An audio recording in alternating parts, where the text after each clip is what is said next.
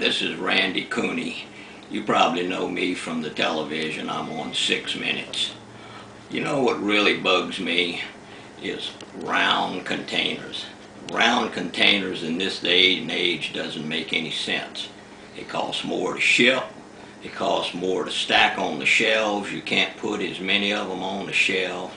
While if you take these square containers, and anything could be made square, look how neatly they fit together like this. They even used to remember the round milk bottle, they make them square now.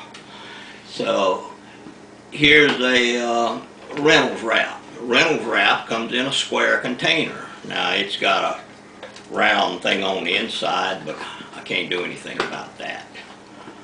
What I propose is that all beer companies take their beer bottles and cans and they make them square.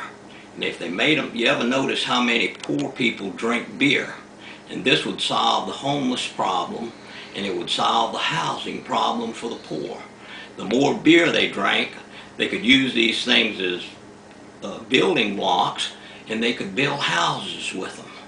Now, I think that's a good idea. It would just have to convince the beer companies that the poor people would really drink a lot more beer, because they were actually buying building materials at the same time.